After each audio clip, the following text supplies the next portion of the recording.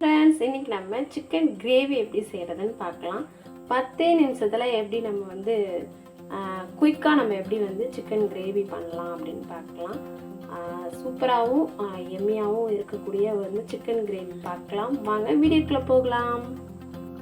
குயிக்காக எப்படி chicken gravy பண்ணுறதுன்னு பார்க்கலாம். 10 நாட்டு வெங்காயம் எடுத்துக்கலாம். சின்ன வெங்காயம் சொல்லுவாங்க. பெரிய வெங்காயம் 2, ஒரு தக்காளி, பட்டை மிளகாய் 3 4, இல்லை உங்களுக்கு காரத்துக்கு ஏற்றாப்புல எடுத்துக்கோங்க. மஞ்சத்தூள், கொஞ்சம் சிக்கன் மசாலா, அது வாசனைக்கு கொஞ்சமாக நம்ம தேவைக்கு ஏற்றப்ப உப்பு போட்டுக்கலாம். மல்லி, ஜீரகம், பெருஞ்சீரகம், கொஞ்சம் மிளகு. இந்த ஐட்டம்ஸ்லாம் நம்ம வந்து எண்ணெயில் ஊற்றி நல்லா நம்ம எல்லாத்தையுமே போட்டு வதக்கிக்கலாம். எண்ணெய் நம்ம எப்போதும் யூஸ் பண்ணுற சமையலுக்கு யூஸ் பண்ணுற எந்த எண்ணெய் நீங்கள் யூஸ் பண்ணுறீங்களோ அந்த எண்ணெயில் நம்ம எல்லாத்தையுமே ஒன்றா போட்டு வதக்கிக்கலாம். அப்புறம் நம்ம சிக்கன் மேலே இதை அப்ளை பண்ணி ஊற வச்சிடலாம்.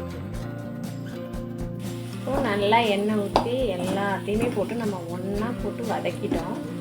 வெங்காயம், தக்காளி, பட்டை மிளகாய், மிளகு, ஜீரகம் எல்லாமே, மஞ்சத்தூள், உப்பு எல்லாமே போட்டு நல்லா வதக்கியாச்சு. இப்போ மிக்சியில் அரைச்சிடலாம்.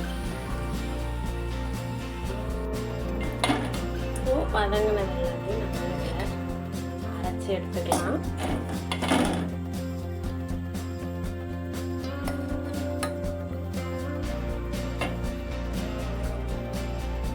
மிக்ஸி ஜாரில் போட்டு இது எல்லாத்தையும் நம்ம இப்போ அரைச்சி எடுத்துக்கலாம்.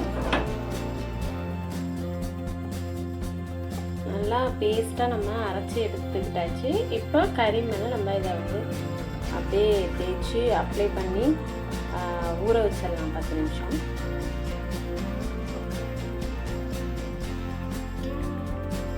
கறியில் போட்டு நம்ம நல்லா இதை ஊற வச்சிடலாம்.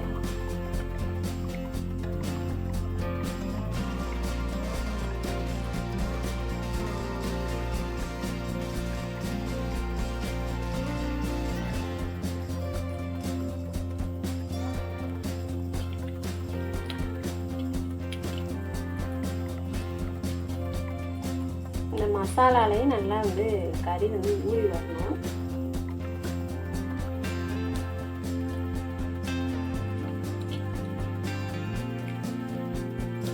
நமக்கு கிரேவி அதிகமாக வேணும் அப்படிங்கிறதுனால தான் நான் வந்து மசாலாலாம் கொஞ்சம் அதிகமாக சேர்த்துருக்கேன்.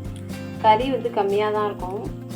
நீங்கள் கறி மட்டும் நிறையா கொஞ்சம் அதிகமாக எடுத்துக்கலாம், வேணும்னா எடுத்துக்கோங்க. நான் கறி கொஞ்சமாக சேர்த்துட்டு கிரேவி மட்டும் அதிகமாக வேணும். இட்லி, தோசை அந்த மாதிரி நம்ம அதுக்கெலாம் சாப்பிட்லாம். அதனால் நான் மசாலா கொஞ்சம் அதிகமாக சேர்த்துருக்கேன். நீங்கள் கறிக்கு ஏற்ற மாதிரி மசாலா அரைச்சிக்கோங்க.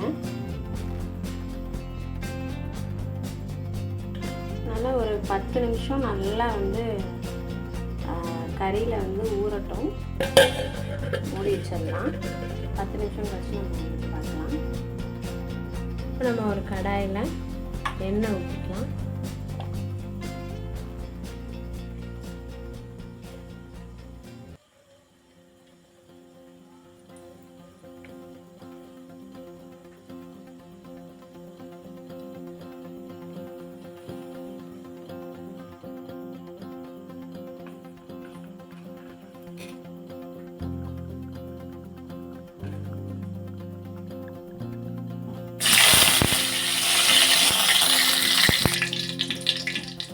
கருவேப்பிலை போட்டுக்கலாம். இப்போ நம்ம எடுத்து வச்சுருக்க அந்த கிரேவியாக சிக்கனை நம்ம அதில் போட்டுக்கலாம்.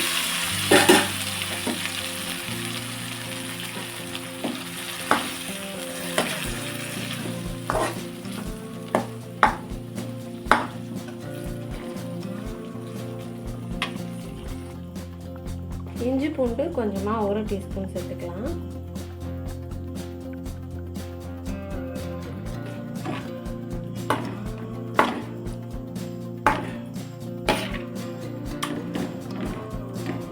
இஞ்சி பூண்டு அதிகமாக சேர்த்தாலும் வந்து கசக்கும். அதனால் நீங்கள் கிரேவிக்கு தகுந்த மாதிரி கொஞ்சமாக சேர்த்துக்கோங்க.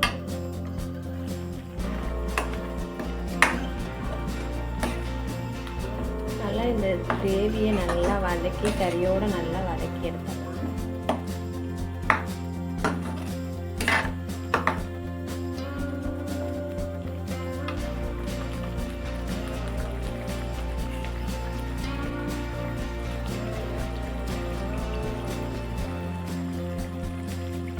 தேவைக்கு தேவைக்கு ஏற்ற மாதிரி நம்ம தண்ணி எடுத்துக்கலாம். கறி நல்லா வேகட்டும்.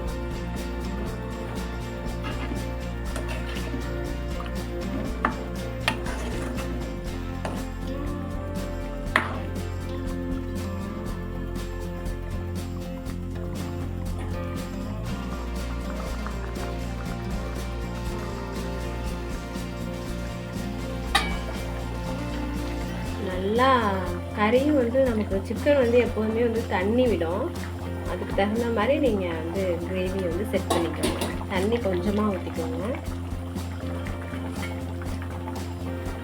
நல்லா கொதிச்சு வருது, நல்லா வேகட்டும். நான் ஒரு 6 பீஸ் தான் கறி போட்டிருப்பேன்.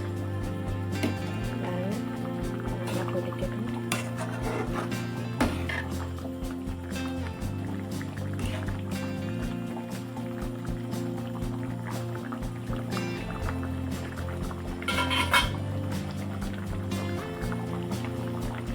வச்சிடலாம். ஒரு 10 நிமிஷம் வச்சு பார்ப்போம். இப்போ நம்ம ஓப்பன் பண்ணி பார்க்கலாம். சூப்பராக வந்து நமக்கு சிக்கன் கிரேவி தயாராகிடுச்சு. உங்களுக்கு எப்படி கிரேவி வேணும், தண்ணியாக வேணும்னாலும் இன்னும் கொஞ்சம் தண்ணி ஊற்றிக்கலாம். இல்லை கெட்டியாக தான் வேணும் அப்படின்னாலும் கெட்டியாக நீங்கள் தண்ணி எடுத்து ஊற்றாமல் கெட்டியாக வச்சுக்கலாம். நான் இன்றைக்கி கொஞ்சம் கெட்டியாக தான் வச்சுருக்கேன். இட்லிக்கெலாம் நம்ம சாப்பிட்டோம்னா நல்லா டேஸ்ட்டாக சூப்பராக இருக்கும். ரெடி ஆயிடுச்சு.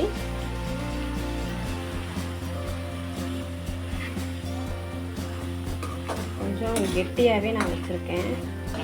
இட்லிக்கு நம்ம சாப்பிட்டோம்னா சூப்பராக இருக்கும். அதனால கொஞ்சம் கெட்டியாகவே நான் எடுத்திருக்கேன்.